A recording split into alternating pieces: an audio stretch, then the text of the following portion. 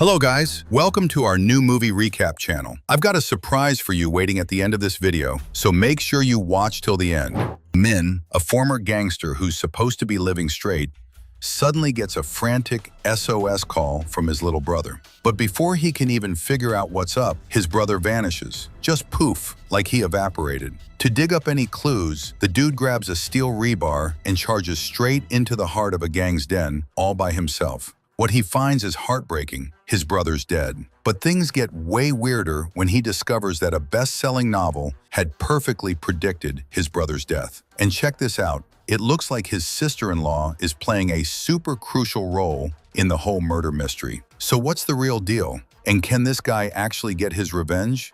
We gotta start at the beginning. The tough guy we're following is Min. He used to be a notorious gang boss, but he had this little brother, Sejun, who was nothing but trouble. Years ago, Min went to jail to take the rap for Sejun. Now he's finally out and totally reformed. He's trying to start a new, normal life, busting his butt lifting bricks at a construction site, washing away the blood of his past. But fate's a jerk. The shady contractor tries to stiff the workers on their pay. When the jerk contractor acts like a snob, Min's buried temper explodes. He storms up, lands a punch, and then pulls out a fruit knife. He fiercely threatens the contractor to cough up half the workers' pay right away. After getting the overdue cash, Min tries to call Sejun, but he can't get through. So he sends half the money to his sister-in-law, Moon-young, to try and make up for his past mistakes. See, years ago when Min was a rising gang star, he went nuts for profit and dragged Sejun into his gang. Sejun, a weak-willed guy, got sucked into a life of luxury and crime, ending up so deep he became a wanted man. Even though Min quit the life, he couldn't stop his brother's downward spiral. All he could do was try to compensate Moon-young. Meanwhile, the police are on a major murder case that looks like it's connected to Sejun. Knowing Sejun's a key member of the Trang Mao gang, two cops head to his place. They run into Min, who's just about to leave. One of the cops drops a cryptic comment about Min being a good brother, but since Min's not officially linked to the murder, they don't blow their cover. Once Min leaves, they check Sejun's house, but it's empty. All they find is a book called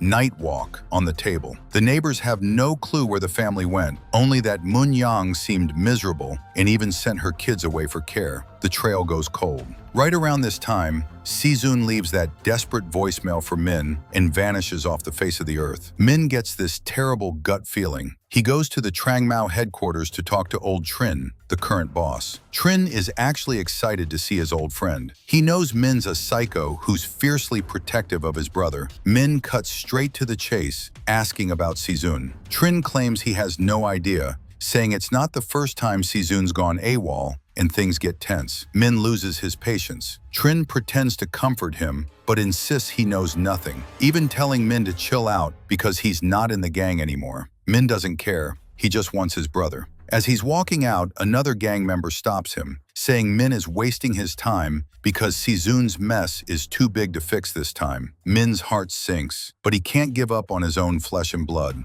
That night, he meets up with an old gang friend, Yut, who tells him Sejun was last seen at Trang Mao's karaoke bar before he disappeared. Just as Min's losing his mind looking for Sejun, the worst news possible hits him like a lightning bolt. Sejun's body has been found. Seeing his only remaining family member brutally murdered is agony, and Min instantly regrets the bad choices he made years ago. His long, dormant thirst for blood awakens. After talking to the police, Min rushes out, eyes bloodshot, to find his old crew. But they've all sworn loyalty to old Trin and won't help Min. Min goes rogue and storms the Trang Mao territory alone. When a bunch of lackeys tries to block him, Min absolutely loses it. Without a word, he pulls out that steel rebar and takes out the whole group. Next, he confronts old Kang, another power player in the gang. Min honestly just wants to know why his brother died, but old Kang claims total ignorance and tells Min to go ask his sister-in-law, Moon-young.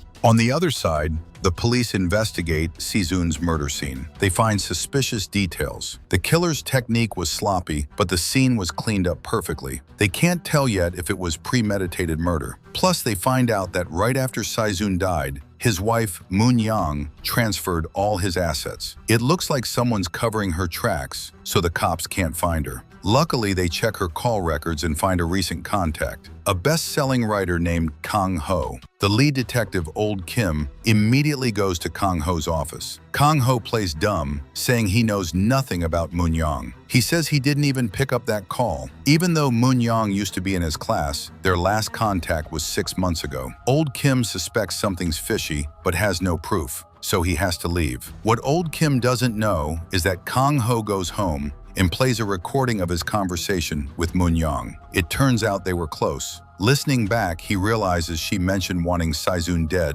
multiple times. Kang Ho's face tightens. He seems to have figured something out. Min keeps hunting for the truth. With the help of his men, he finds a restaurant near Moon Young's workplace. He hears the police are actually suspecting Moon Young. Min refuses to believe it. Suddenly, Kang Ho walks into the same restaurant and asks the server about Moon Young. Min notices him. After eating, Min waits in the alley to watch. The owner calls Kang Ho back for some reason, and since Min's too far to hear, he orders his man to follow Kang Ho. Turns out Kang Ho goes straight to Saizun's house and has a key to get in. While Kang Ho is looking around inside, Min sneaks in too. Seeing Min, a flustered Kang Ho tries to leave. Min won't let him. He grabs him, demanding to know the truth about his relationship with Moon Young. Just as they're fighting, Detective Old Kim shows up and takes both of them to the station. At the station, Kang Ho claims he was just worried about Moon Young and went to her house. Old Kim ignores the runaround. Thanks to his colleague, he's found out that Kang Ho is the author of Night Walk. Even stranger, some of the book's details are eerily similar to the murder case. Even the book's female character looks a lot like Moon Young. Kang Ho insists his story is fiction, and the similarities are just a coincidence. He says he's being unfairly accused. Old Kim has to let him go. But as soon as Kang Ho leaves the station, Min is right there, blocking his path. Min is sure Kang Ho is connected to the murder or knows a secret. Kang Ho sees Min as an irrational person and refuses to answer. Min is obsessed. He goes home and tries to read Night Walk, but quickly loses patience. So he tracks down two of Moon Young's old classmates at Kang Ho's teaching academy. They tell Min that when Kang Ho described the plot of Night Walk, he talked about it as if he had lived it. The book's female lead had a rough life. She married a terrible man, had a child out of wedlock, and the man was involved in illegal business. She lived in fear, despair, and suffering every day. Min realizes these details are all thinly veiled references to his brother, Saizun. He also realizes that, according to the book, Moon Young saw him as the person responsible for all her tragedy. Min is filled with regret. To get to the bottom of the murder, he has his men take him to Moon Young's brother's house. At the same time, Kang Ho is driving to the same place. He gets an urgent news alert. Someone is copying the murder method from Night Walk to commit a crime. Kang Ho's face darkens. He knows this will blow up socially and won't end easily. He gets to Moon Young's brother's house first. The brother, Yu, says he doesn't know where his sister is and is contemptuous of Kang Ho's concern. Kang Ho gives up. Min arrives shortly after, boldly walks into the house, and pours himself a drink. No matter how Min questions him, Yu gives the same answer. He doesn't know. Min changes tactics and finds Moon Young's best friend. He threatens her mother's life to force her to give him clues about Moon Young. Min then rushes to a small eatery. The owner's evasive eyes tell him he's in the right place. But after searching the place, he finds nothing. Just as he's about to leave in frustration, he spots a bowl of dumplings on a nearby table, barely eaten. Someone just left. Min runs out, looking for Moon Young, but the streets are packed, and he comes up empty. That night, Min brings a gas cylinder into the eatery, locks the doors, and forces the owner to talk. Terrified, the owner reveals that Moon Young wanted to leave the city to stay with a female friend. The info is too vague. Min goes back to Moon Young's classmate, who, based on the details in Night Walk, guesses that Moon Young might have gone back to Sezun's old hometown. The light bulb goes on for Min. He immediately tells his men to drive him to Moon Young's hometown, Haenam District. In a separate scene, Kang Ho figures out the same thing by re-listening to the recording. Meanwhile, the police investigation is moving forward. Min Ah, the detective, asks to track both Min's and Kang Ho's locations. She believes that following them is the best way to find Moon Young. So all three parties, each with a different agenda, drive straight to Haenam District. Min gets to Moon Young's sister's tea house first. He ignores everyone and searches the place. Finding that Moon-yang isn't there, he confronts the owner, who, predictably, plays innocent. When a customer steps up to defend the owner, Min, already in a foul mood, beats the guy up. As he's getting a drink, Kang-ho arrives, passing the two men struggling outside. Min sees him, and a knowing smile plays on his lips. He calmly asks the owner to switch his tea order to 2 sodas. The owner, recovering from her shock, secretly texts Moon-yang while the men talk. Min asks Kang-ho why he's there. Kang-ho keeps his poker face and doesn't answer immediately. Min pushes. How could Nightwalk predict Si-sun's death? Did you and Moon-yang team up to kill my brother? Kang-ho's response is chilling. As a brother, Min, you should know the reason best. Just then, a waitress walks in and casually mentions Moon-yang to the owner. Min's suspicions go off. He stands up and fiercely demands to know where Moon-yang is. The owner panics and blurts out that Moon-yang is at her house. Min believes her and sends his men to the owner's house. Shortly after they leave, Kang-ho sees the owner's phone she left behind. He hesitates, then picks it up and quickly finds the text between her and Moon-yang. He uses the owner's phone to call Moon-yang. Min and his men arrive at a house as directed, but Moon-yang isn't there. Meanwhile, Kang-ho, still at the tea house, confronts the waitress, asking for the owner's house address. Under his intense pressure, she reveals it's just upstairs. Kang-ho races up and checks the rooms. After Min enters the house, his subordinate calls his boss, Old Trin. Knowing Min has found Moon-yang's hiding spot, Trin gives the subordinate a secret mission. Min is still searching the house when a man walks out and greets the owner. Min realizes he's been tricked. This isn't the owner's house. It's the home of the middle-aged police officer in front of him.